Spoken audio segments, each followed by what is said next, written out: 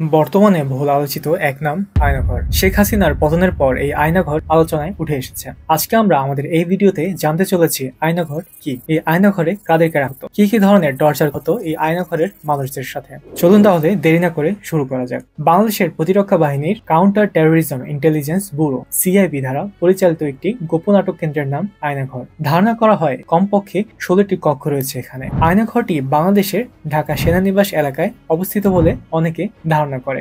আয়নাঘর শব্দটি শুনতে যতটা সাদামাটা মনে হয় ততটাই কিন্তু রহস্যময়। শেখ হাসিনার আমলে তৈরি করা হয় এই আয়নাঘর, আর এই আয়নাঘরেই রাখা হতো গুম করে রাখা মানুষদেরকে। শেখ হাসিনার শাসনকালে 2009 সাল থেকে 2021 সালের সেপ্টেম্বর পর্যন্ত সেখানে মোট 605 জনকে গোপনে বন্দী করে রাখা হয়েছিল বলে ধারণা করা হয়। আয়নাঘরে যারা বন্দী থেকেছেন তাদের মধ্যে রয়েছে নর্থ সাউথ বিশ্ববিদ্যালয়ের সাবেক অধ্যাপক ও শিক্ষাবিদ মোবাশ্বের হাসান, সাবেক রাষ্ট্রদূত মারুফ-জামান, ব্যবসায়ী অনুরুদ্ধ কুমার রায়। আর এছাড়াও আয়নাঘর থেকে সম্প্রতি ছাড়া পেয়েছে বাংলাদেশি ব্যারিস্টার ও জামায়াতে ইসলামী নেতা মীর কাশেম আলীর ছেলে মীর আহমেদ বিন কাশেম, সাবেক সামরিক জেনারেল এবং জামায়াতে ইসলামী নেতা গোলাম আজমের বড় ছেলে আব্দুল্লাহিল আমান। এছাড়াও পার্বত্য চট্টগ্রামের রাজনৈতিক সংগঠন ইউপিডিএফ এর মুখপাত্র মাইকেল চাকমা। উল্লেখযোগ্য বিষয় হচ্ছে, প্রধানমন্ত্রী যখন ক্ষমতায় ছিলেন তখন তার বিরুদ্ধে কোন রকম মতে তিনি সহ্য করতে পারতেন না, আর যে কারণেই রাজনৈতিক বন্দীদের জন্য তৈরি করেছিলেন এই আয়নাঘর, যা ছিল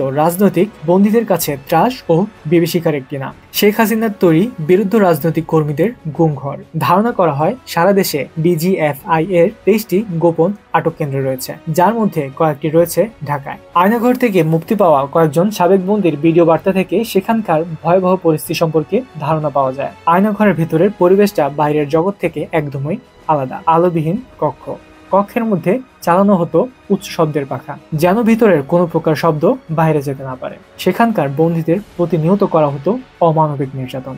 এই আয়নাঘরের দেয়ালে রয়েছে অনেক মানুষের আর্তনাদ খোদাই করা। এখানে সব সময় বন্দীদের চোখ বেঁধে এক কক্ষ থেকে অন্য কক্ষে নিয়ে যাওয়া হতো। সাবেক বন্দী ব্যারিস্টার আহমেদ বিন কাশেম জানান, বন্দী থাকা অবস্থায় তিনি 3 বেলা দুর্গন্ধযুক্ত বাটিতে খাবার খেতেন, যা একজন সুস্থ মানুষের পক্ষে একেবারেই অসম্ভব। মুক্তি পাওয়া ব্রিগেডিয়ার জেনারেল আব্দুল্লাহ আমান আজমি তার আয়নাঘরে থাকাকালীন অবস্থার কথা বর্ণনা করতে গিয়ে জানান, তাকে পৃথিবীতে আলো দেখতে দেয়া হয়নি, এমনকি তাকে আজান পর্যন্ত শুনতে দেওয়া হয়নি।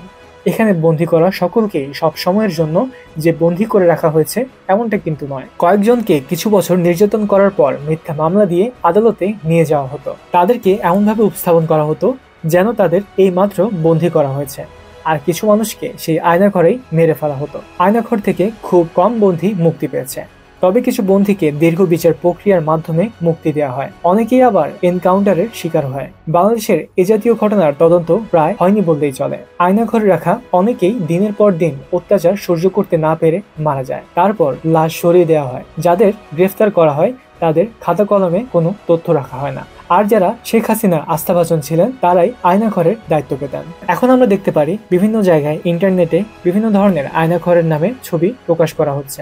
আদৌ সেই ছবিগুলো বা ভিডিওগুলো আয়নাঘরের কিনা তা কিন্তু এখনো নিশ্চিতভাবে বলা যায় না। তার কারণ হলো, এই আয়নাঘরগুলো সব সময় সেনানিবাসের ভেতরে হয়, যেখানে সাধারণ মানুষের ঢোকার কিংবা যাওয়ার অনুমতি নেই। তাই আমরা নিশ্চিতভাবে বলতে পারছি না আয়নাঘর সম্পর্কিত পাওয়া যে ছবিগুলো বা যে ভিডিওগুলো আপনারা দেখছেন তা আদৌ সত্যি কিনা। কিন্তু সেই আয়নাঘর থেকে যারা ফিরে এসেছে তাদের অত্যাচারের কথা শুনলে আমরা বুঝতে পারি আসলেই কিন্তু আয়নাঘর নামের কোনো কিছুর অস্তিত্ব রয়েছে। তবে আমরা চাই আর এই ধরনের আয়নাঘর যাতে কোনো মানুষকেই দেখতে না হয়, কোনো মানুষকেই এমন অমানবিক নির্যাতনের শিকার হতে না হয়। সকলেরই এই দেশে বাঁচার অধিকার রয়েছে স্বাধীনভাবে কথা বলার অধিকার। আমরা আশা করছি আমাদের এই স্বাধীন বাংলাদেশে আমরা এমন কোনো আয়নাঘর আর ভবিষ্যতে দেখতে পারবো না। ধন্যবাদ সবাইকে। আসসালামু আলাইকুম।